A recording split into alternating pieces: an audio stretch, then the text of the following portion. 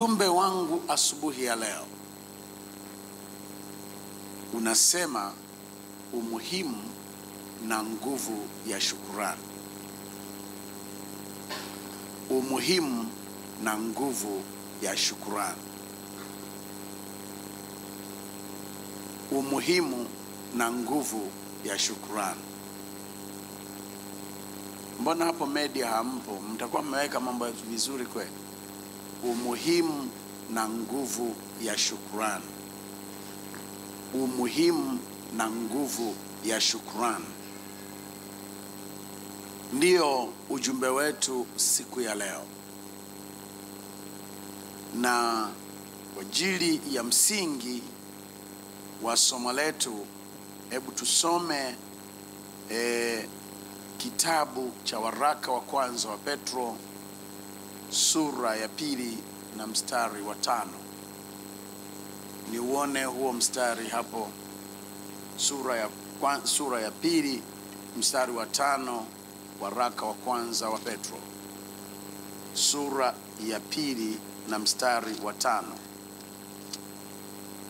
Sura ya 2 mstari wa 5, waraka wa kwanza wa Petro.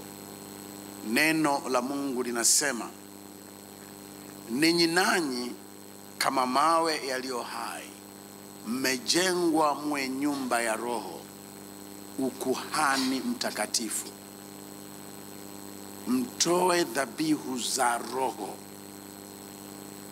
Mtoe dhabihu za Roho.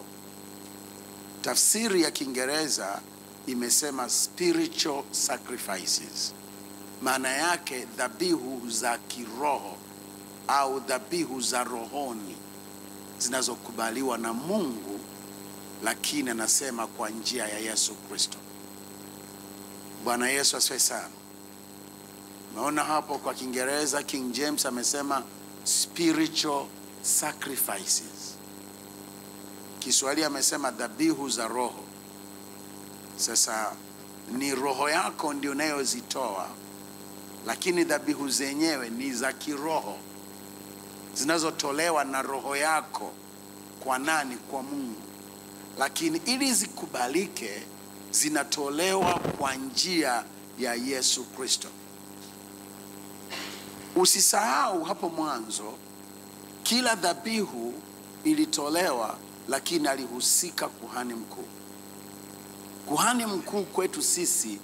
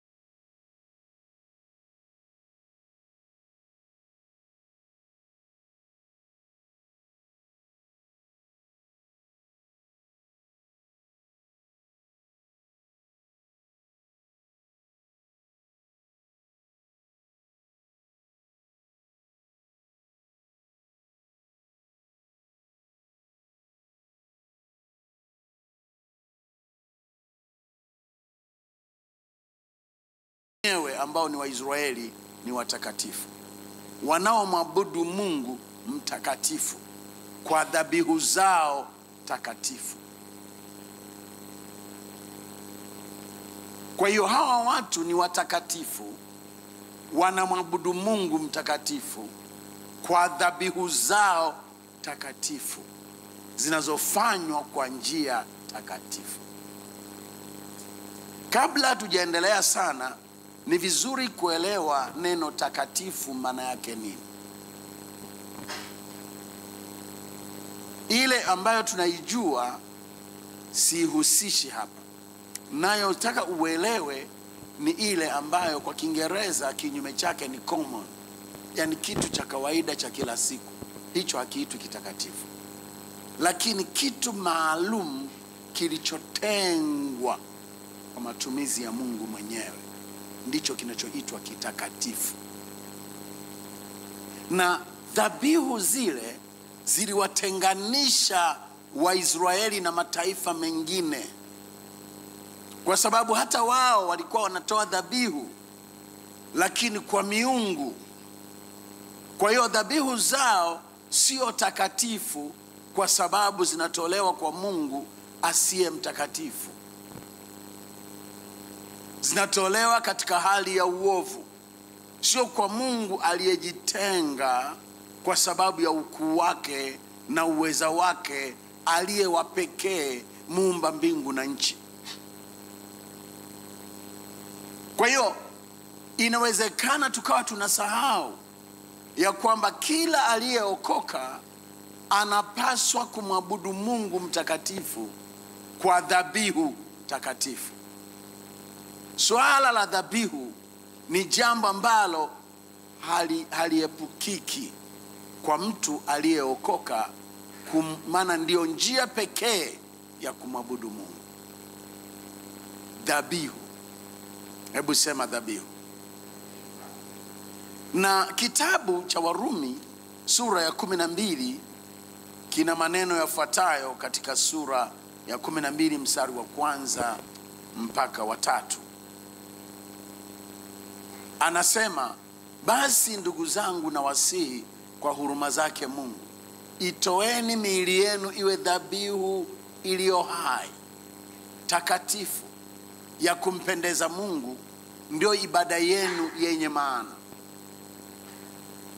Ukisoma tafsiri ya Kiingereza inaitwa The Message, neno hilo limewekwa kwamba kulala kwako, kula kwako, kufanya kazi kwako, kula, kila kitu kiwe ni kwa ajili ya huyo Mungu. Ndio maana kufanya maisha yako na miili yako iwe dhabihu takatifu kwa Mungu. Ikimaanisha hakuna wakati ambao sio wa ibada. Ukiwa kazini, wewe ni mwalimu, unafundisha, inapaswa kazi yako ya ualimu iwe imetolewa wakfu, imetolewa dhabihu kwa Mungu. Ikiwa wewe ni daktari, uko hospitalini unahudumia wagonjwa, huduma yako ya udaktari ujue unamtumikia Mungu. Ikiwa wewe ni mchuuzi wa vitu kama Wangare hapo Bupe, wewe ujue unapochuuza hivyo vitu unamtumikia Mungu. Kama ni maafisa mahali mbalimbali kama wakina Glory hapo, ujue unamtumikia Mungu hapo unapokuwa. Kwa hiyo inatakiwa usifanye kama wafanyavyo wengine. Uelewe wewe unamtumikia Mungu. Maisha yako yote ni dhabihu kwa Mungu. 24 hours, 7 days of the week, mwaka mzima, usiku na mchana. Hata unapokwepo nyumbani mwako, wewe mke wa mtu, unavyomtumikia mme wako na watoto, unamtumikia Mungu. Hiyo ni dhabihu kwa Mungu. Ndio maana sio lazima kila siku mambo yafanyike unavyotaka tu. Baba, unamhudumia mke wako na watoto, hiyo ni dhabihu kwa Mungu. Unamwabudu Mungu, yawe yanaakisi ibada yako kwa Mungu. Hivyo ndivyo maandiko yanavyotufundisha, kwa sababu wewe ni kuhani. Tukiruka hiyo waraka wa kwanza wa Petro sura ya 2 mstari wa 5 tukaenda mstari wa 9, unaona hivi maandiko yanavyosema. Mstari wa 9, Anasema bali ninyi ni mzao mteule. Ukishaokoka tu wewe ni mzao mteule, hata kama humjui baba wala mama, hata kama watu wanakuambia tulikuokota, wewe ni mzao mteule. Hata kama unaambiwa baba yako alikukataa, wewe ni mzao mteule. Hata kama wanasema huna baba, huko mtaani ungeitwa mwanaharamu, wewe ni mzao mteule. Tena kuhani wa kifalme. Kuhani ni mtu anayeenda mbele za Mungu kwa niaba yake mwenyewe na kwa niaba ya watu wengine, na kazi yake ni kutoa dhabihu. Kwa hiyo wewe ni kuhani utoae dhabihu mbele za Mungu, na hizo dhabihu zinakubaliwa kwa sababu ni kwa njia ya Yesu Kristo. Tena wewe ni taifa takatifu, mtu wa milki ya Mungu, ambaye umekusudiwa na Mungu upate kuzitangaza fadhili zake yeye aliyewaita mtoke gizani mkaingie katika nuru yake ya ajabu. Tumetoka gizani, kwenye ulevi, kwenye uzinzi, kwenye uchawi, kwenye uganga, kwenye kuabudu mizimu, kwenye kuabudu miungu. Tumekuja kumwabudu Mungu aliye hai. Tumeitwa kutoka gizani. Tulivyoitwa kutoka gizani, tutakuwa tofauti na hao, kwa sababu sisi maisha yetu yamewekwa wakfu kuwa kwa ajili yake yeye. Tunaishi kwa ajili yake yeye aliyetufilia. Hatuishi kwa ajili yetu wenyewe. Kwa hiyo maisha yetu yanapaswa kutambulikana namna hiyo. Na damu ya Yesu inafanya kazi usiku na mchana kwenye maisha yetu. Sio tu siku ile ulipookoka. Damu ya Yesu inaendelea kututakasa ili tuwe makuhani. Maana yake inafidia mapungufu. Maana yake inatufanya tukubalike. Na ndipo dhabihu zetu zinakubalika mbele za Mungu aliye hai. Unakumbuka wakati wa Agano la Kale haikuruhusiwa kutoa dhabihu mpaka kwanza, kama ni kwa ajili ya taifa, kuhani mwenyewe ajitakase ili aweze kuchukua dhambi ya hawa akawawakilishe mbele za Mungu. Sasa sisi, damu ya Yesu inafanya kazi hiyo wakati wote, kama ilivyoandikwa kwenye kitabu cha Ufunuo sura ya 1 mstari wa 5. Damu ya Yesu yatuosha. Damu ya Yesu yatuosha dhambi zetu ili tuwe makuhani. Bwana Yesu asifiwe sana. Yeye atupendaye na kutuosha dhambi zetu katika damu yake. Atupendaye ni neno endelevu, na kutuosha, kutufanya kuwa ufalme na makuhani kwa Mungu, ni kwa ile damu ya Yesu Kristo. Sisi tunakuwa makuhani. Sasa hizo dhabihu tunazotoa mbele za Mungu, pamoja na kwamba nimezungumza kwa ujumla, hebu sasa twende tuwe mahususi. Let us be specific. Ukianza na Zaburi ya 50 mstari wa 5, Biblia inasema, nikusanyeni wenye haki wangu niliofanya nao agano kwa dhabihu. Mungu anakuwa na agano na sisi. Ukae ukijua Israeli ni Israeli kwa sababu tu ya agano kati yao na yeye Mungu. Ndio wana uhusiano wa agano, covenant relationship. Na hicho ndicho kilichotokea kwa kila anayeokoka, anakuwa na ushirika na Mungu wa agano. It's a covenant relationship with God.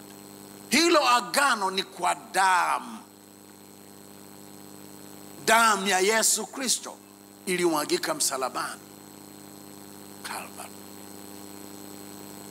Tuna uhusiano wa agano na Mungu, lakini hilo agano liwe hai, lazima liwe linahuishwa, kwa sababu hata watu waliooana wana agano. Mahusiano yao hayawi tu kwa sababu kuna siku walikuwa madhabahuni wakala viapo vya ndoa. Yako mambo wanayopaswa kufanyiana mara kwa mara, kama sio kila siku, yanayohuisha mahusiano yao, yanayohuisha agano kati yao. Hawa ni wanandoa, na Mungu naye ana ndoa na taifa la Israeli. Mungu naye ana ndoa na kanisa lake. Uhusiano huo unapaswa kuwa unafanywa hai. Namna gani? Through sacrifice.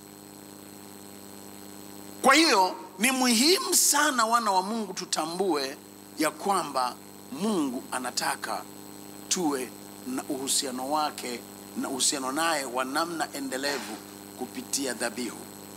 Na neno la Mungu nasema kwenye mstari wa 14 Zaburi hiyo hiyo, hebu nipeleke kwenye mstari wa 14 na mstari wa 15, anasema mtolee Mungu dhabihu za kushukuru, mtimizie aliye juu nadhiri zako. Mstari wa 14, ukaniite siku ya mateso, nitakuokoa na wewe utanitukuza. Hapo inaonyesha nini? Maana yake wewe una uhusiano na mimi, lazima niwajibike juu yako. Mume hawajibiki kwa kila mwanamke, anawajibika kwa mwanamke ambaye ni mwenzi wake wa kiagano. Mwanamke hahusiki na kuwajibika kwa kila mwanamume, lakini anawajibika kwa mwanamume ambaye ana mahusiano naye ya kiagano ya ndoa. Kwa hiyo, kwa kuwa kuna uhusiano na kuna wajibu, Mungu amejiapiza kwamba utaniita siku ya mateso, nami nitakuitikia, nitakujibu. Mungu atatenda kwa sababu wewe umeendeleza huo uhusiano wa kiagano naye.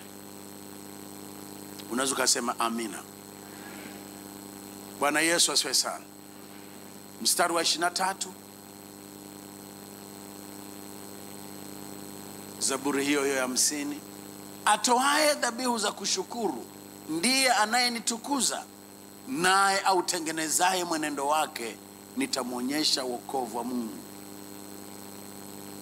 Kwa hiyo ina maana dhabihu, kabla tujaenda kuwa specific, dhabihu inamfanya Mungu awe anatuonyesha wokovu wake, kama alivyosema kwenye mstari wa 14. Awe anatenda mambo kwa ajili yetu. Sasa katika dhabihu, kwa upande wa dhabihu, ziko dhabihu nyingi, lakini leo tutaangalia dhabihu ya shukurani. Shukurani ni dhabihu.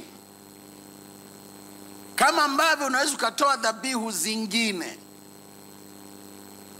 tumekuwa tukiambizana mara nyingi, lakini dhabihu ya kushukuru ni moja ya dhabihu yenye nguvu mno. Usisahau nimesema agano kati yako na Mungu linafanywa imara kwa kutoa dhabihu, na moja ya dhabihu ni dhabihu ya shukurani.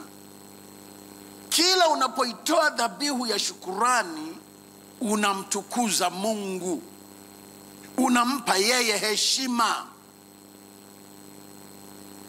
Dhabihu ya shukurani inampa Mungu heshima na utukufu. Usisahau nimesema wana wa Israeli walikuwa wanatoa dhabihu. Zile dhabihu walizokuwa nazitoa zinaitwa takatifu, ndizo zilizowatenganisha na watu wengine.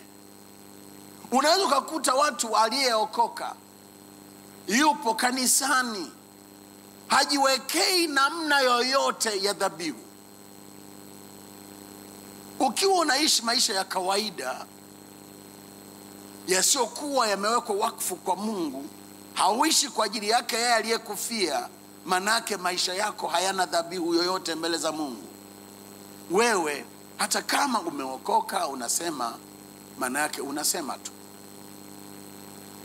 kwa sababu ambaye ana mwenendo unaompendeza Mungu, huyo ndiye ana dhabihu. Hiyo ni dhabihu ya maisha. Lakini ukiangalia Malaki amesema, ninyi taifa hili mmeniibia dhabihu na zaka. Kuna swala la dhabihu za matoleo mbalimbali tunayoyatoa mbele za Mungu, inayo yanaitwa dhabihu. Tutaenda huko siku nyingine, lakini waliokuwa wanakuja kwenye semina wamesikia mtumishi wa Mungu alieleza kwa upana sana. Mimi nazungumza kwa habari ya umuhimu wa shukurani na nguvu ya shukurani mbele za Mungu, kwa maana kushukuru ni moja ya hizo dhabihu. Zile sadaka 5, dhabihu 5 ambazo wana wa Israeli walitoa, mojawapo iliitwa dhabihu ya amani. Na hiyo dhabihu ya amani mara nyingi ilitolewa hata na yule aliyekuwa na kusudi la kushukuru. Na ilikuwa ni dhabihu ya amani kwa maana ilikuwa ni dhabihu ya kutengeneza mahusiano yawe mazuri zaidi kati ya abuduye na Mungu wake anayemwabudu. Dhabihu ya kushukuru iliitwa dhabihu ya amani, ambayo moja ya makusudi ilikuwa ni shukurani. Kwa maana hiyo, kila mtu leo anapaswa kujifunza kumshukuru Mungu. Kumshukuru Mungu kwa njia zifuatazo. Njia ya kwanza ya kumshukuru Mungu ni kila mara kusimama mbele ya kusanyiko na kusema yale ambayo Mungu ametenda.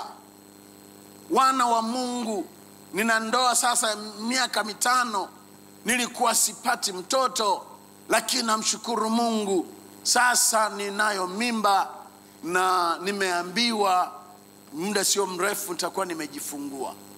Unajifungua, unasimama mbele za watu, unasema, jamani, namshukuru Mungu, nimeenda hospitali, sikusumbuka, nimeenda nikafyatua mtoto wangu huyu hapa mnamwona. Bwana Yesu asifiwe sana. Unasema asante Mungu. Jamani, nimeenda kwenye mitihani ilikuwa migumu, namshukuru Mungu nimefanikisha. Nimeenda kwenye interview, nimefanikiwa jamani, nimepata kazi. Hiyo ni dhabihu ya kushukuru. Unapoyatamka matendo makuu ambayo Mungu ameyafanya katika maisha yako. Biblia inasema katika Zaburi, nitayasimulia matendo makuu ya Bwana mbele ya kusanyiko. Mbele ya kusanyiko. Sasa hivi tumeanza kuwa na watu wanaosema Mungu amenitendea, ila mimi naogopa kusimama mbele za watu. Ndio maana inaitwa dhabihu. Wewe mama tu mbele za watu. Ninaelewa wanaosema hivi sababu pia tena zingine ni za maana tu, kwa sababu ya namna tunavyo treat taarifa wanazotuambia wanapompa Mungu shukurani zao. Wengine mnayoyasikia hamyafanyii vizuri. Badala ya kumtukuza Mungu, mnatumia kama sasa ni jambo la kuzungumza, tena kwa namna nyingine ya kejeli, wakati mwenzako alikuwa kwenye ibada mbele za Mungu. All in all, wewe uko mbele za Bwana. Usijali watu wengine watafanya nini au watasema nini, wewe mshukuru Mungu. Kuna mama mmoja hapa huwa anasema, wewe mshukuru. Wewe mshukuru nani? Mungu. Bwana Yesu asifiwe sana. Wewe mshukuru Mungu. Kama unaweza, mshukuru Mungu, kwa sababu kuna jambo Mungu ametenda. Lakini kuna namna ya pili ya kumshukuru Mungu, nayo ni ya kutoa sadaka. Sadaka hiyo inaitwa dhabihu. Mtumishi wa Mungu alitutofautishia matoleo na akasema hivi: ikiwa una 100,000 ukatoa shilingi 1,000 au 2,000, hayo ni matoleo, sio dhabihu. Dhabihu ni pale ambapo umeitoa 100,000 au umetoa labda 50,000 au 90,000, kwa sababu lazima iwe ni kitu ambacho kinagusa moyo wako. Kingepotea pengine hata ungelia, pengine hata usingelala. Hiyo ndio inayoitwa dhabihu. Unatoa kitu kutoka kwenye mapato yako. Yaweza ikawa fedha, yaweza ikawa kitu. Unamtolea Mungu, ni dhabihu.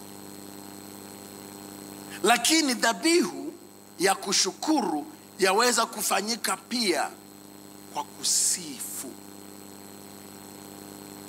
Yaweza kutolewa dhabihu ya shukurani kwa kusifu. Kusifu kunaambatana na kucheza. Kusifu kunaambatana na muziki. Kusifu kunaambatana baadaye, baada ya kusifu, lengo la kusifu utupeleka kwenye kuabudu. Ifike hatua umesifu mpaka umeabudu.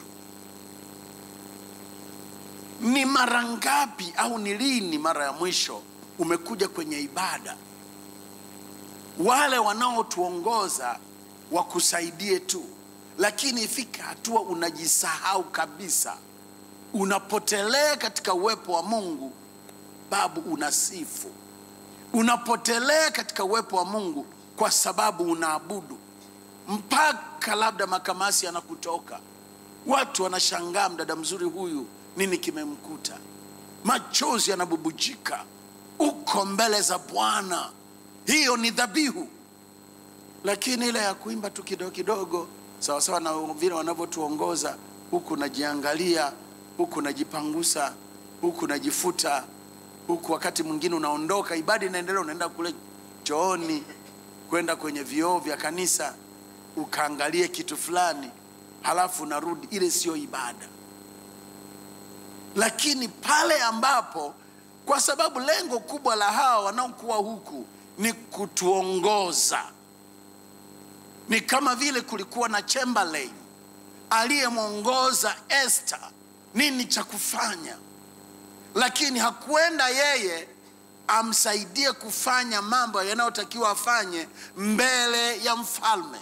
Alielekezwa tu ni mafuta aina gani anayopenda mfalme, ni uvaaji wa namna gani anayopenda mfalme, lakini yeye akajitia hivyo.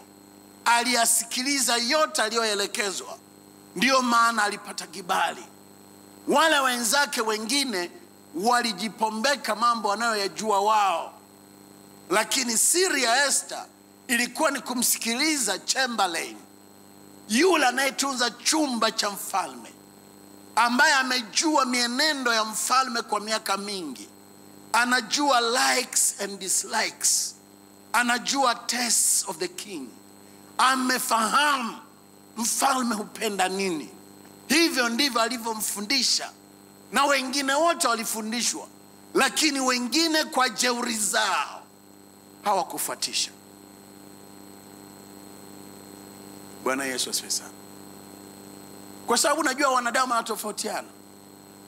Mwingine ukiweka lipstiki yani anapagawa, lakini mwingine ukiweka lipstiki ndio inakuwa ina put off.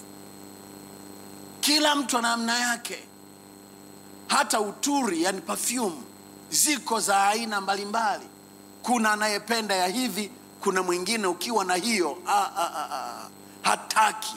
Sasa yule mtunza chumba cha mfalme alikuwa anawaelekeza wale mabinti, lakini wengine walikuwa na jeuri zao. Nguo anayopenda, mafuta anayopenda, muonekano anaotaka mfalme ni wa namna hii. Esther akatii, na ndio maana akapata kibali. Sasa tunapokuwa kwenye ibada, wao wanatuongoza tu, lakini anayeabudu ni wewe, anayesifu ni wewe. Bwana Yesu asifiwe sana. Na swala la kusifu ni jambo zito kulikoni hata mahubiri, kwa sababu mahubiri ni Mungu anasema na sisi, lakini kusifu ni huduma kwa Mungu mwenyewe. It is ministry to God himself. Kwa hiyo hilo jambo ni kubwa zaidi, linapaswa kufanywa kwa uhofu na kutetemeka, linapaswa kufanywa kwa uzuri, linapaswa kufanywa kwa moyo. Amesema mahali pengine katika maandiko, hawa wananiabudu kwa midomo tu. Hivi kama mtu akajua unamwambia nakupenda, lakini kumbe ni midomo tu. Akajua unamwahidi vitu, lakini kumbe ni midomo tu. Hutafanya, you are not serious. Wanadamu hawa sisi tunaweza tukadanganyana, but not before God. Mungu anaona mioyo yetu. Tunaposimama na kunyosha mikono na kupenda Bwana, ni kweli we mean it from our heart? Au ninakuwa nasema hivyo huku nawaza maharage ya nyumbani kwangu, nikirudi yule kuku nitamfanya hivi na vile, nikirudi nikaangalia kipindi changu Swahili Channel, nikirudi hivi. Kwa hiyo wala hauko serious na ile ibada. Mungu anachukizwa. You are putting him off. No wonder anaweza asije kukugusa na kushughulika na mambo yako. Hakikisha unajitoa mbele zake, unamwabudu. Bwana Yesu asifiwe sana. Bwana Yesu asifiwe. Bwana Yesu asifiwe. Nimesema kitabu cha Mambo ya Walawi kinasema yeye ni mtakatifu na watu wake ni watakatifu, wanatoa dhabihu takatifu.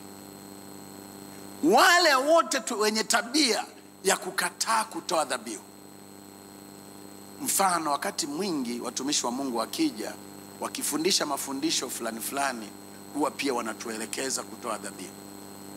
Akili ya mtu mwingine ambaye anajali fedha badala ya kujali uungu, anaanza kudhani mpango mwingine wa kutuchukulia hela. Lakini wale wanatuelekeza tu, ni jambo ambalo lipaswa kuwa ni ratiba yako ya kila mara ya kumtolea Mungu dhabihu. Bwana Yesu asifiwe sana. Unavyoacha unajionyesha mbele za Mungu wewe sio mtakatifu. Yani hujajitenga kuwa mali ya Mungu. Hujaamua maisha yako yawe kwa ajili yake, ila maisha yako ni kwa ajili yako mwenyewe. Na dhabihu haijasemwa itolewe na tajiri tu. Dhabihu anatoa kila mtu, kila mwanadamu. Sasa inapokuja kwenye dhabihu ya shukrani, unatoa. Huwezi kusema sina, kwa sababu unacho hata kitunguu. Hata kama ni kimoja tu ndicho ulicho nacho, unamletea Mungu. Huwezi ukasema sina, kwa sababu unayo hata mayai ya kuku wako. Leta mbele za Bwana, maana unampa dhabihu. Tena wakati wa uhitaji, ile dhabihu ndio ina nguvu. Kwani Ibrahimu aliambiwa kutoa mtoto, alikuwa na watoto wangapi? Alikuwa naye huyo huyo mmoja, mwanae wa pekee. Tujifunze kuelewa ya kwamba sisi ni makuhani tunaopaswa kutoa dhabihu kwa njia ya Kristo aliyekuwa dhabihu iliyokubalika mbele za Mungu.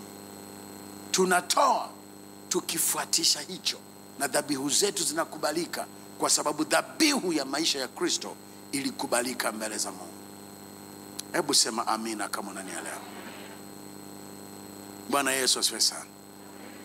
Hebu angalia Zaburi ya 107 mstari wa 21 na mstari wa 22 wa 26 wa 22. Yes, Zaburi ya 107. Na wamshukuru Bwana kwa fadhili zake na maajabu yake kwa wanadamu. Wamshukuru Mungu. Kuna mama mmoja alipimwa akaambiwa mtoto ni mkubwa mno, na kweli alikutwa ni mkubwa. Alikuwa na kilo 5, mtoto yuko tumboni na kilo 5. Sasa mtoto, kumtoa mtoto wa kilo 5, angalau ni mama ambaye amewahi kujifungua, nyonga imezoea kupitisha mtoto, lakini ilikuwa ni uzao wa kwanza. Mmoja wa wachungaji wangu hapa alimwombea akajifungua kawaida, sio kwa operation, wakati madaktari walikuwa wanajiandaa kumfanyia operation. Mtoto akazaliwa tena kirahisi fya, lakini na kilo 5. Mama mmoja akanipigia simu, baba, niko hapa, yani nasumbuka na wananiandaa kwa operation. Nikasema hautajifungua kwa operation, unajifungua kawaida. Nilikuombea hivyo kabla, sasa hata sasa unajifungua kawaida kwa jina la Yesu. Endelea kuamini, lakini usiwapinge madaktari wakiwa wanataka kukusaidia kwa namna yoyote, kwa sababu wakati mwingine sisi watu wa imani tunakuwa na jeuri mbele ya madaktari, unaweza ukaachwa ukapata shida. Kwa hiyo wakaanza kumwandaa, wanamwandaa wanavyoandaa watu kwa ajili ya operation. Amewekwa tayari kwenye nini? Kwenye kile kitanda, wampeleke theater room. Wakaona mtoto huyo, wakamrudisha akajifungue kawaida. Wakawa wanasema, kwani ulikuwa unaongea na naye? Sema nilikuwa naongea na mchungaji wangu. Bwana Yesu asifiwe sana. Haya ndiyo maajabu. Usiondoe hiyo mistari haraka. Hayo ndio maajabu yanayosemwa hapo. Unasimama mbele za watu, unasema Bwana amenitendea ajabu. Na wamshukuru Bwana kwa fadhili zake na maajabu yake kwa wanadamu. Yule mama aliyekuwa ameshatolewa kizazi, tukamwombea akatunga mimba na akazaa mtoto. Hayo ni maajabu. Yule mama mwingine aliyekuwa hajawahi kuzaa, ana miaka 21 kwenye ndoa, tukamwombea akapata mtoto. Hayo ni maajabu. Unasimama mbele za kusanyiko kama hili, unasema Bwana amenitendea. Bwana Yesu asifiwe sana. Na yule mama mwingine aliyekuwa na mimba, amekaa nayo miaka 3 hajifungui, tumeomba akajifungua. Hayo ni nini? Maajabu. Lazima usimame mbele za watu useme Bwana amenitendea maajabu. Yule dada binti anaitwa Linda, alikuwa anasoma St. John's, akajikuta tu amekosea instructions za mtihani, na ndilo somo alilokuwa analitegemea. Akaja hapa analia, baba, nimeharibu, yani sijui nimefanyaje. Nikamwambia, kwani ulikuwa unatarajia nini? Nilikuwa nataka A. Nikamwambia, hivyo ndivyo itakavyokuwa. Fumba macho yako, sema asante baba kwa ajili ya A. Akasema asante baba kwa ajili ya A, huko nafuta machozi. Nikatamka, imeshakuwa katika jina la Yesu wa Nazareti. Bwana, matokeo yalipotokea namna gani ilitokea hatujui, kwa sababu maswali ni 5, amekosea 2, instruction hajazifuata. Uwezekano wa kuwa na A ulikuwa ni mdogo, lakini alipata A. Bwana Yesu asifiwe sana. Na yule binti alikuja hapa anasoma UDOM, amesha kuwa disqualified kwa matokeo, ameandikiwa discontinuation. Akaja hapa tukamwombea, akarudi.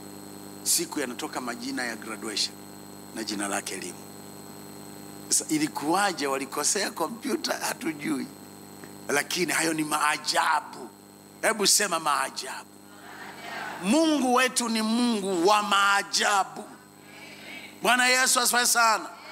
Unajua umeitwa kwa namna ya ajabu. Yesu alimuita Petro, kama unavyoniona natembea juu ya maji, njoo na wewe utembee juu ya maji. Petro akatembea juu ya maji. Huo ndio wokovu tulioitiwa. Ni wokovu wa kuishi maisha supernatural, mwanadamu wa kawaida, lakini unaisha maisha ya ajabu. Wewe ni mtu wa ajabu, uliyookolewa na kuishi maisha ya wokovu wa ajabu. Petro amemweka gerezani, wanangoja kumfanyia mambo ya ajabu, lakini malaika akamtokea akamwambia, unafanya nini humu? Toka uende ukaendelea kunishuhudia. Wakamwona huko anashuhudia. Katokaje gerezani? Maaskari wote wanalinda vizuri lindo, hakuna mahali kumevunjwa, lakini Petro alitoka kwa sababu wewe ni wa ajabu. Hebu sema nazidi wanga mimi. Haihitaji milango kufunguliwa, nitatoka tu. Hebu sema amen. Wewe ni zaidi ya mwanga. Petro akatoka kwenye gereza, wakashangaa kwa sababu maisha yetu ni supernatural. Maisha yetu ni ya kimuujiza. Hayo ndio maisha tunayoishi. Umwamini Mungu kwa ajili ya mambo ya ajabu anapoyatenda. Usiache kusimama mbele ya kusanyiko na kusema Bwana ametenda. Na ukifanya hivyo, achilia na dhabihu, fedha au kitu kwa Bwana, kwa sababu ni dhabihu. Endelea mstari unaofuata, mstari wa 22. Na wamtolee dhabihu za kushukuru. Offer, let them offer. Wamtolee dhabihu, wamtolee. Kwa lazima tutoe. Let them sacrifice the sacrifices of thanksgiving and declare his works with rejoicing. Watu wengine hata mtandaoni unakuwa unajiuliza, hivi kweli ametendewa jambo? Maana anasema nilikuwa na uvimbe, Bwana amenitendea, nimepona, lakini amenuna. Hivi kweli? Nilikuwa na ugonjwa wa figo, Bwana ameniponya. Kweli? Huku unajua figo ikitokea imeshindikana kupona, utatakiwa kutoa mamilioni kwa mwezi kusafishwa kila mwezi, kila wiki. Au operation ya figo ni mamilioni ya pesa. Alafu Mungu amekutendea, unasema tu Bwana ametenda, namshukuru. Kikawaida kawaida. Inakuwa inaonyesha kwamba watu hawaelewi mambo wanayotendewa na Mungu. Bwana Yesu asifiwe sana. Bwana Yesu asifiwe. Sasa wewe utakuwa ni mmoja wa wale wanaoelewa. Hebu tuende kwenye Zaburi ya 54 mstari wa 6. Zaburi ya 54 mstari wa 6 na wa 7. Zaburi ya 54 mstari wa 6 na wa 7. Kwa ukunjufu wa moyo nitakutolea dhabihu, Bwana, nitalishukuru jina lako, maana ni jema. Jina la Bwana ni uponyaji. Jina la Bwana ni upaji. Jina la Bwana ni ushindi. Jina la Bwana ni furaha, ni mwongozo. Jina la Bwana ni uwepo wa Mungu. Jina la Bwana ni amani. Nitalisifu maana jina lako ni jema. Nitalisifu. Sikuwa na amani nikawa na amani. Nilikuwa mgonjwa nusura nife nikapona. Nitalisifu jina lake kwa maana hilo jina ni jema. Hebu sema amina. Mstari wa 7. kwa kuwa limeniokoa na kila taabu, na jicho langu limeridhika kwa kuwatazama adui zangu. Wale walionitakia mabaya wananiona na peta. Naridhika moyoni, najisikia vizuri. Haleluya. Wakati mwingine bora adui yako asiuawe, aone unavyopeta. Bwana Yesu asifiwe sana. Aone vile ambavyo unaneemeka, hata kama alitarajia au alitaka yasitokee mema. Bwana Yesu asifiwe sana. Hivyo ndivyo Biblia inavyotufundisha, na Mungu atatenda, hata acha kutenda. 56 mstari wa 12 nao tuangalie.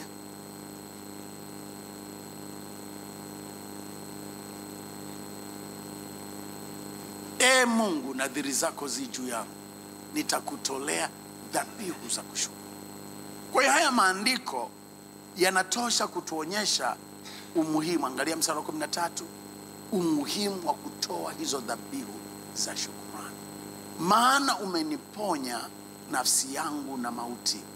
Je, hukuizuia miguu yangu isianguke, ili nienende mbele za Mungu katika nuru ya walio hai? Katika nuru ya walio hai manake sikufa, naliona jua. Ukisha kufa unakuwa kaburini, ulioni jua, na kutazama nuru ni kutamu.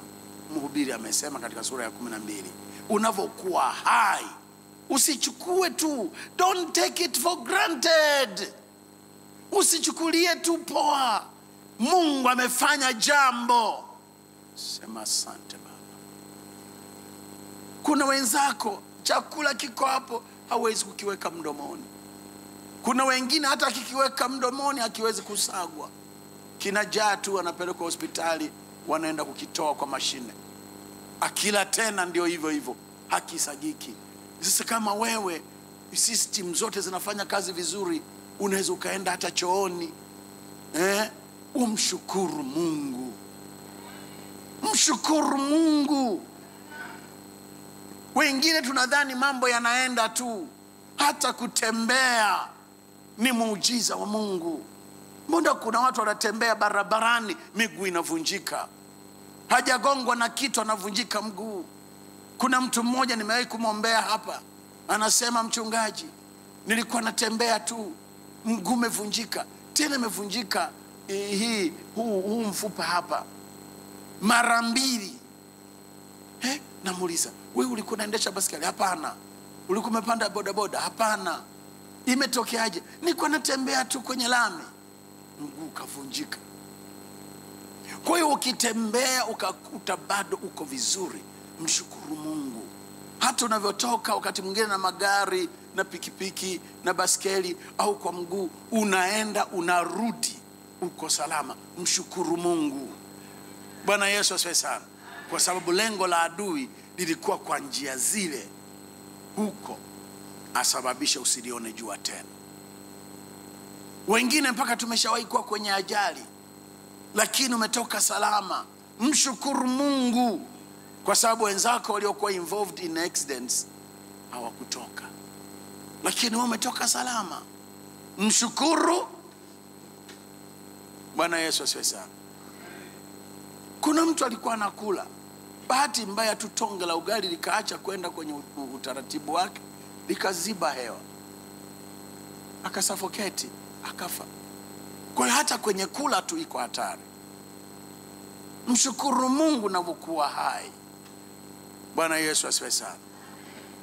Huko nakotoka, baba mmoja alikuwa ameketi, jogoo akaja akamdonoa kwenye mguu. Ni kitu cha kawaida tu kwa wale wanaofuga kuku wa kienyeji, lakini huyu kuku alikuwa wa tofauti. Alivyodonoa, kwa sababu alikuwa ni jogoo mwenye nguvu, akasababisha kidonda. Hicho kidonda hakikuwahi kupona na haikuchukua muda mrefu, akafa. Kwa ina maana kuna vitu vilipitia humo, ni shetani alikuwa ametuma mshale wake. Lakini wewe unavyokuwa salama, unachukua kawaida. Hata kula chakula, ukapata chakula ni ugali na mlenda, hata kama wewe ulitaka chips na kuku, wewe mshukuru Mungu. kwa sababu kuna wengine hata kula hawajala. Mshukuru Mungu. Una huyo mume, ulitaka awe kibosile, lakini hivyo hivyo alivyo. Mshukuru Mungu. Kwa sababu kuna wenzako hawana waume, wewe unaye mme. Bwana Yesu asifiwe sana. Unaye angalau anatoa sauti pale ndani. Watu huko nje wanaogopa, ujui tu. Ungekuwa peke yako mambo yangekuwa sio mepesi.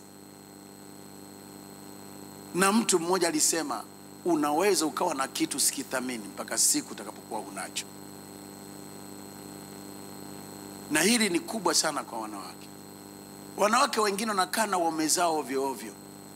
Wanadhani sio zawadi, ni zawadi iliyotoka kwa Mungu kapewa. Hata wanaume pia wako wanaokaa na wake zao ovyo ovyo. Hiyo ni zawadi imetoka kwa Mungu kapewa. Mshukuru Mungu kwa kuwa na mke. Mshukuru Mungu kwa kuwa na mume. Hebu sema amina. Amen. Sema tena amina. Amen. Mbona wengine hata hujafanya kosa lolote anaondoka? Hujafanya kosa lolote, unapiga magoti, unatambaa, hakuhurumii, anaondoka. Tena wana maneno ya shombo. Kwa sababu sio nafasi mahali pake hapa nisiseme. Lakini hakuna wakati mgumu na mbaya wakati wanandoa ambao huko mwanzo walipendana, alafu sasa wanaachana, wanavyoambizana maneno mabaya. Sasa wewe ukiwa na mke, ukiwa na mume, naona kama hivi mimi hapa, mshukuru Mungu. Bwana Yesu asifiwe sana. Bwana Yesu asifiwe. Tarehe 17 mwezi wa 6 huu tumefikisha miaka 30. Tunamshukuru Mungu. Nimemfanyia vitu vingi tu vya kumuudhi, lakini yuko na mimi. Kwa hiyo lazima niseme asante. Lakini pia nimekuja kujua hata watoto nao wazaa wanakuwa.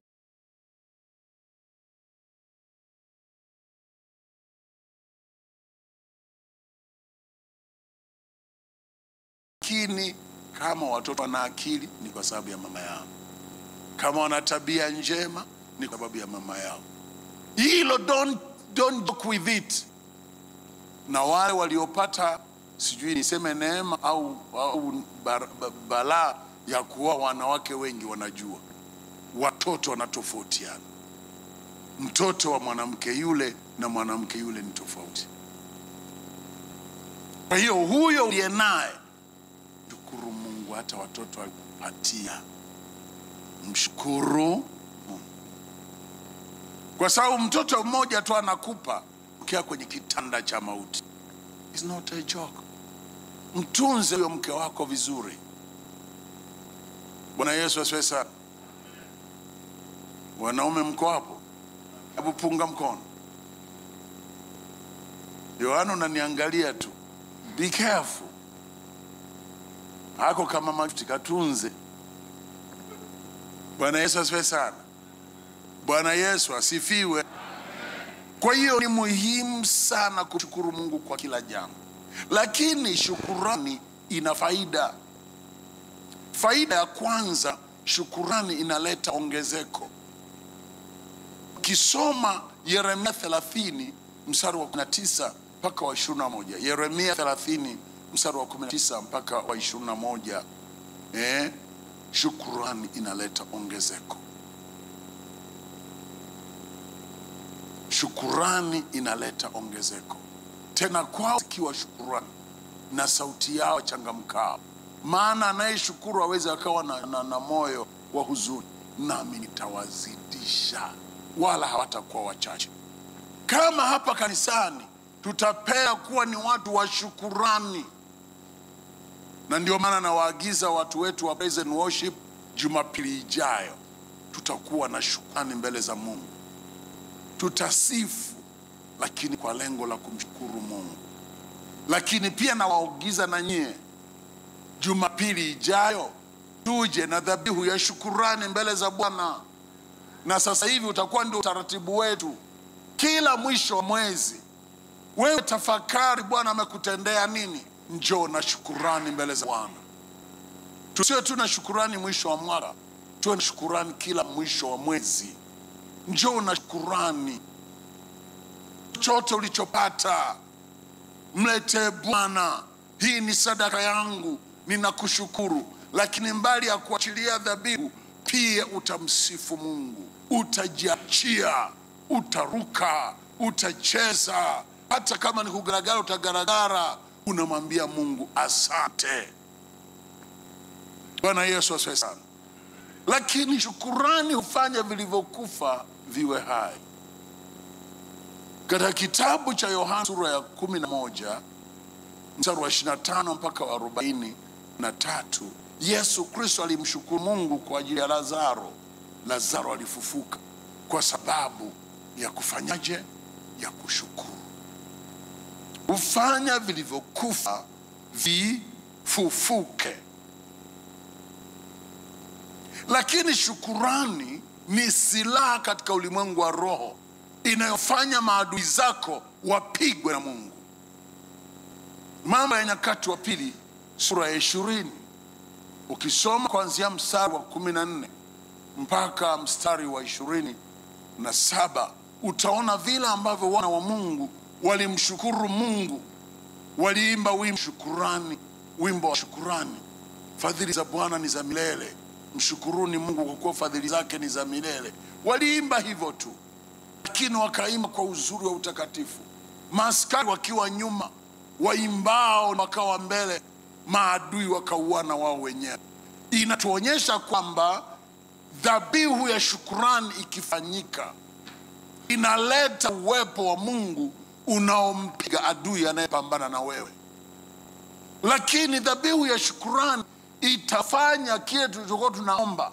Malango yako yawe wazi daima, malango ya hatima yako yawe wazi daima. Unahitaji kuwa ni mtu wa shukurani. Mshukuru Mungu. Mshukuru Mungu kwa kuimba, mshukuru Mungu kwa kucheza, mshukuru Mungu kwa dhabihu zako za fedha na vitu. Mshukuru Mungu. Ukifanya namna hiyo, malango yako yatakuwa wazi. Mtu mmoja aliwahi kusema, ngoja nisome kwa Kiingereza na tafsiri. Alisema hivi: a missing link between now and your tomorrow is thanksgiving. Kinacho tofautisha leo na kesho yako ni thanksgiving. Na hii kesho nayoizungumza hapa ni ile kesho ya utukufu. Duka langu hili la milioni 2 nataka liwe la milioni 100, liwe la milioni 1000. Kinacho kutofautisha wewe na hiyo kesho yako unayoitamani ni shukurani. Wengine hata kama Mungu anawatendea huwa hamna shukurani. Hamwambii Mungu shukurani, asante. Sasa hiyo inazuia Mungu asitende. Lakini sikia, shukurani inasababisha yale tunayotamani yaje na hayajawa. Tunayotamani yawe na hayajawa. Mshukuru Mungu kwa kila ambacho unaamini kitafanyika. Kwa maana wewe ni mtu wa imani. Unaamini atafanya. Kwa sababu atafanya, uwe na shukurani. Shukuru Mungu. Baba, asante kwa ajili ya mzuri unayoniletea. Asante kwa ajili ya watoto nitakaokuwa nao. Na kushukuru, unamshukuru kwa sababu unawaona. Unasema asante Baba, na Mungu atatenda. Amesema kwenye Sefania sura ya 3 mstari wa 14, imba Sayuni, ebti Sayuni. Imba, kwa maana adui yako tupwa nje na hukumu yako imeondolewa. Sasa unaweza ukawa ni mgonjwa, umepimwa kabisa ukutwa na shida, wewe mshukuru Mungu. Inawezekana kabisa mhasibu wako kupigia hesabu nasema hii shughuli yako inaelekea kwenye kufilika, lakini wewe mshukuru Mungu. Inawezekana kwa unayoyaona anafanya mme wako au mke wako inaelekea ndoa hii itakufa, wewe mshukuru Mungu. Kwa sababu ya shukrani mbele za Bwana, Mungu atatenda muujiza. Sisi ni watu wa miujiza. tunaishi maisha ambayo sio ya kawaida. Maisha yetu ni supernatural, yanatendwa kwa nguvu ya Mungu. Bwana Yesu asifiwe sana. Mbona Yesu alikuwa na mikate mitano tu, samaki wawili, akamshukuru Mungu? Kwa sababu alimshukuru Mungu, a miracle of multiplication occurred. Commence. Muujiza wa kuzidishwa ile mikate ukatokea. Hebu sema amina. Hebu sema tena amina. Wana wa Mungu, nimefika hatua ya kujua kumbe iko neema kuzidisha vile ambavyo tunavyo. Mungu akubariki mtumishi. Iko neema kuzidisha vile ambavyo tunavyo. Kwa mfano, ninyi mnaofanya biashara, you need grace. Mwambie Mungu, nipe neema ya kuzidisha nilivyo navyo. Sasa umeweka biashara ndio, lakini mkono wa Mungu kija ukafanya 5,000,000 ikawa 1,100,000, 1,100,000 ikawa 1,100,000, 1,100,000 ikawa bilioni 7, 8. Kwa sababu sasa hivi kwa hela yetu ya Tanzania, ukiwa na milioni kadhaa bado huna pesa. Ila ukiwa na bilioni, yani milioni 1,000, milioni 5,000, hapo ndio angalau tunasema na nini. Mbona mmekaa kimya? Ndio angalau unafanya nini? Una pesa. Kwa hiyo tuanze kuidai neema hiyo, the grace of multiplication. Neema ambayo niliwaambia hapa, Petro akafanya kazi usiku kucha, lakini hakupata. Lakini kwa sababu ya uwepo wa Yesu akaambiwa tweka kilindini, mahali pale pale alipokuwa hajaweza, akapata maradufu. Sasa maradufisha uchumi wako kwa kumwamini Mungu awezaye kuzidisha ulivonavyo. Hebu sema amina. Sema na amina. Tumesoma kwamba sisi makuhani tena kifalme. Sasa kuhani yeye ni mwombaji, lakini mfalme yeye anapanua mipaka. Usipende kubaki pale pale. Uwe ni mtu unayependa kuongezeka. Be expansionist. Someone who expands. Huyo ni mtu wa Mungu. Bwana Yesu asifiwe. Expand. Siku moja mchungaji mmoja alinitembelea wakati bado tuko kule. Akaniambia, mchungaji, nasema nataka kujenga kanisa lingine la nini? Mbona hili linatosha? Na kuna wengine wananiambia, unasema hili ni jengo la muda, inatosha. Be a pensionist. Katika mambo ya ufalme usipende kutosheka. Taka tena na tena na tena. Bwana Yesu asifiwe. Taka, na kule kutaka Mungu atakupa. Bwana Yesu asifiwe. Lakini Petro apewa neema ya kuzidishwa. Hebu angalia Isaya sura ya 60, niwekee kuanzia mstari wa 6, 7 na 8. Wewe tumesema ni kuhani, ona maandiko yanavyosema. Isaya 60.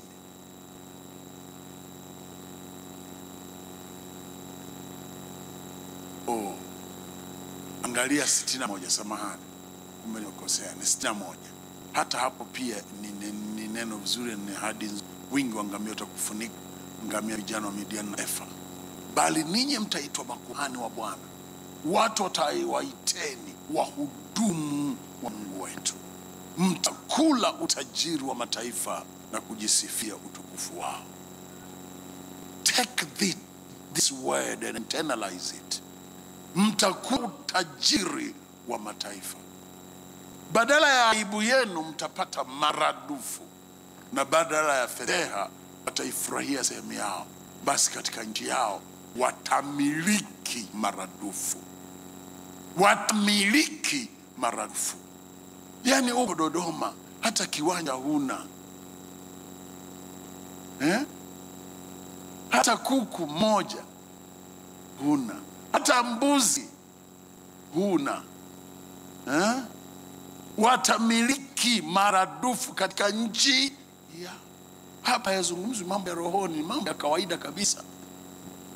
Punga mkono wako, sema hapa, lazima nimiliki, lazima nimiliki kwa jina la Yesu. Sasa na mpo binti yangu mmoja anasema, ningelikuwa na mume haya mambo yangewezekana. Unaweza hata bila mume. Bwana Yesu asifiwe sana. Hapa kanisani wako mabinti zangu wengi wananifurahisha hayo mimi. Bara wajawa na mume lakini majumba waliojenga. Yaani ukiingia, yaani unapokunywa chai unasema Mungu leta mume kukaa kwenye hiyo nyumba. Kwa jina la Yesu. Lakini wamethibitisha pesa haikatai kuja kwa sababu tu wewe ni mwanamke. Bwana Yesu asifiwe sana. Sasa wengine mnaokaa hasara, mume atakuja kutoka wapi? Kwa hiyo ndio maisha hayaendi. Ndio maana uko hivyo. Unaweza kuwa na pesa hata kama bado una mume. Bwana Yesu asifiwe sana. Pesa haichagui kwamba eti wewe ni mwanamke, wewe ni mwanaume. Mimi najua ni yatima. Nani alikwambia yatima pesa huwa inji? Unajitaja yatima wakati una miaka 15, 20. Wanaitwa yatima mtoto mdogo yule, lakini wewe kwanza hilo la yatima achana nalo. Wewe una baba wa mbinguni. Bwana Yesu asifiwe sana. Bwana Yesu asifiwe sana. Siku moja sikuwepo hapa, akaja mtu mmoja ambaye yeye anajiita baba yake ni MV Bukoba. Anapenda kutumia hiyo nafasi ya kwamba aliepuka ajali ya MV Bukoba, wazazi wake wote wakafa. Tayari ni mtu wa miaka zaidi ya 25. Bado anatembea kanisa kwa kanisa, nyumba kwa nyumba, anatengeneza mazingira ya kuhurumia, apewe. Nani? Hicho sio sawa. Well, it's not biblical. Kwani ukiwa na miaka 20 unaendelea kujipambanua kwamba huna baba, huna mama? Ndio maana pesa haipo. Pesa haiji kwa sababu una baba. Mbona kuna wengi tu wenye baba zao lakini wanasota? Sio swala la hivyo. Wewe achana kabisa na hayo mambo. Wewe wala ikiwezekana wasijue wewe ni yatima. Pambana, simama, neema ya Bwana italeta pesa. Hebu sema amina. Haleluya. Pambana. Wako wanakuona tunaendesha gari lako, wanadhani una mume kumbe huna. Lakini unamshukuru Mungu. Lakini mume atakuja. Lakini ukiona unajua mimi kwa sababu sina mume, maisha ndio maana magumu, ndio maana sipati chips. Nenda kanunue chips au ujitengeneze. Ndio maana siri nunua kuku. Nani amekwambia kuku takataa kununuliwa kwa sababu huna mume? Nunua kuku, furahi. Tena ukiwa na furaha ndio mume atakuja. Lakini ukiwa umekunjamana uso, mtu atata kuangalia na kuogopa. Tabasamu, furahi. Sema amina. Sema haleluya. Mimi ni waziri wa ufalme wa Mungu. Nasimama kasima ya ufalme. Hebu sema hivyo. Kwa sababu weka King James huo mstari ndugu yangu. Weka King James, uone huo mstari unavyosema kwenye King James. Bwana Yesu asifiwe sana. Isaiah 61 verse 6. But it shall be named the priest of the Lord. Men shall call you the ministers of our God. Ministers. Ametafsiri wahudumu ni sawa, lakini pia ni mawaziri. Wako mawaziri wa Mheshimiwa Samia, lakini kuna mawaziri wa ufalme wa mbingu. Wanasimamia kasma. Inawezekana upo kwenye kasma, unasimamia wizara ya uponyaji, wizara ya afya. Ndio maana ukiweka mkono tu watu wanapona. Jana nimetoa mtoto, mama yake anasema mwanangu huyu anaelekea kupoza. Nikamwambia kupoza wapi? Kwa jina la Yesu mtoto tembea. Katembea kama madhabahuni hapa. Bwana Yesu asifiwe sana. Tunasimamia kasma ya uponyaji. Ni mawaziri wa ufalme. Bwana Yesu asifiwe. Mama mmoja alimleta mtoto wake, macho yamegeuka, yameshakuwa meupe. Sasa akawa nadhani una shida hiyo, nimharakishie. Lakini wakati huo bado naumia mtu mwingine. Sisi kumwacha yeye halafu nianze kuumia huyu, kuonyesha kwamba ninaupa heshima huo ugonjwa. Nilimhudumia huyu nikamaliza, ndio nikarudi kwa mtoto huyo. Halafu wala sikumwangalia mtoto, nikawa naongea na yule mama. Hii shida imeanza lini? Tatizo gani? Anaona nachelewa. Mwisho akaona aniambie, hivi mchungaji uone hali ya mtoto? Nikamwambia naona. Lakini hata mimi napiga hesabu, kwa sababu ukiangalia sana unashikwa na hofu. Ukishikwa pia na huruma ya binadamu, muujiza utokee. Lazima ukae kwenye ubabe wa upako. Bwana Yesu asifiwe sana. Kwa hiyo lazima uangalie neema ya Bwana. Kwa hiyo naongea na mama yake tu, huyu mtoto ni mzima. Baba, hujamuona mtoto? Ni mzima. Chukua mafuta kampaka kwa jina la Bwana kwenye paji la uso, nikasema nao ni mzima. Sikuomba maombi mengine. Mwana ni mzima, mpeleke kwa daktari akathibitishe kwamba ni mzima. Wamemtoa pale, nimwombea hapo kwenye sebule yetu hapo. Wamemtoa, wanaingia kwenye taksi. Mtoto amefumbwa macho, mtoto ameanza kuwasemesha, anawajua wote waliokuwa kwenye gari, na dereva yule alikuwa ni Muislamu. Akashangaa. Ndio maana mlimleta kanisani baada ya kwenda hospitali. Ndio maana mmemleta kanisani badala ya kwenda hospitali. Mtoto mzima. Bwana Yesu asifiwe sana. Wewe ni minister, wewe ni waziri wa Mungu. Bwana Yesu asifiwe sana. Sasa ikija kwenye fedha, wewe pia ni waziri kwenye eneo lile, maana Mungu ameweka kwamba watakuja wahitaji, wewe utawasaidia. Kwa hiyo wewe ni waziri, unasimamia kasma ya hazina ya mbinguni. Waziri wa fedha, utawahudumia watu. Bwana Yesu asifiwe sana.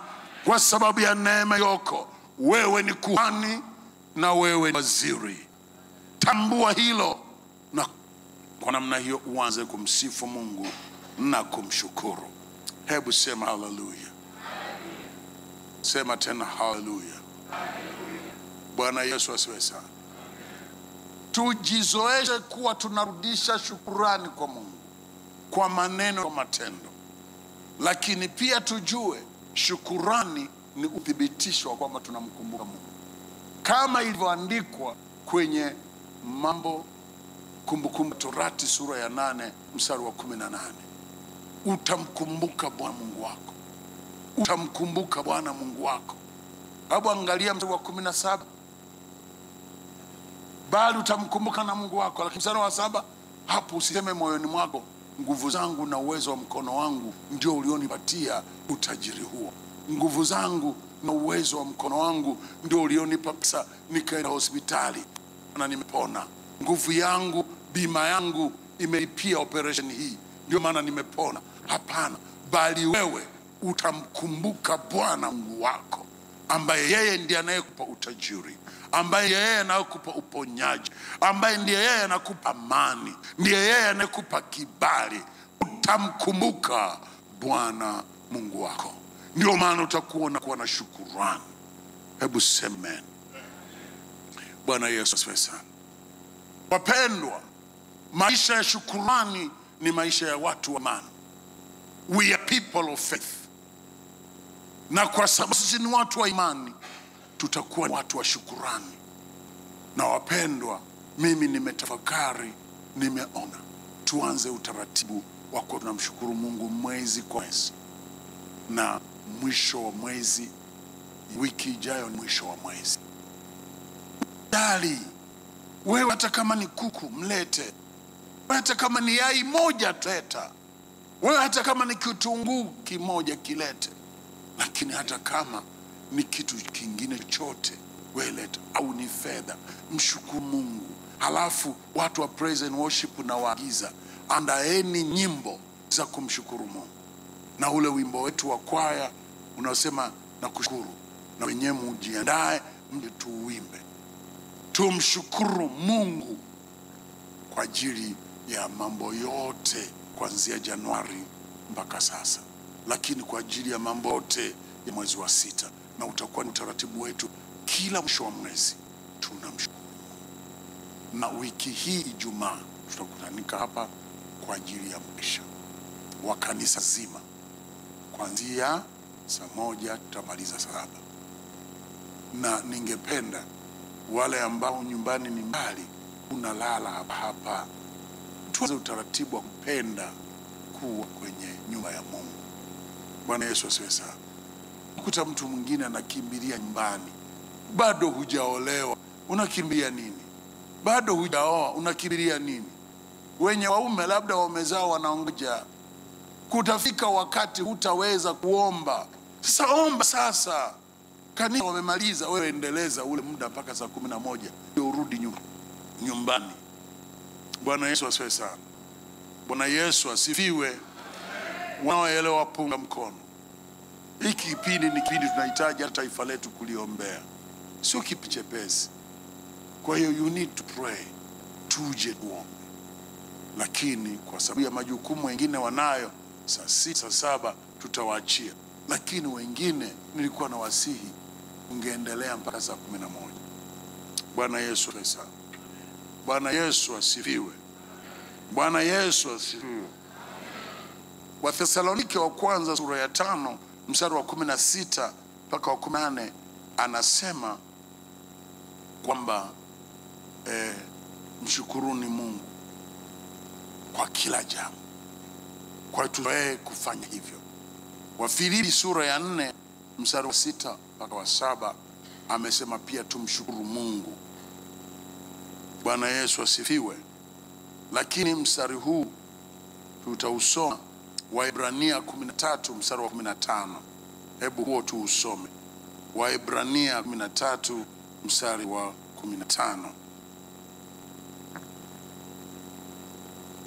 Basi kwa njia yake yeye na tumpe Mungu dhabihu ya sifa daima, yaani tunda la midomo iliungamayo jina lake.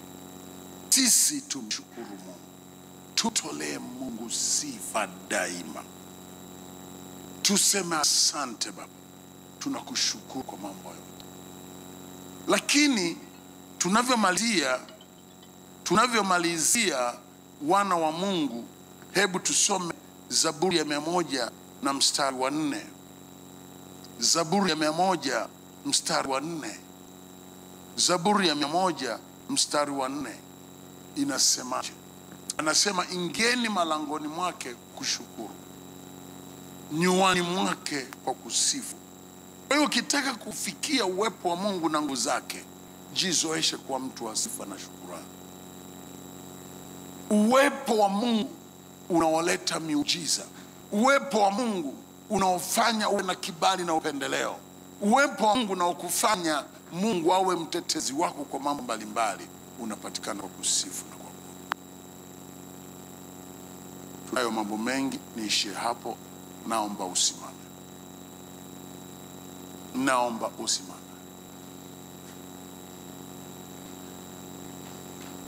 Ukiwa ni mtu wa shukrani kwa Mungu, utakuwa pia mtu wa shukrani kwa watu wengine. Hata tutendewa mambo mazuri na wanadamu wenzetu, tunachukulia kawaida tu.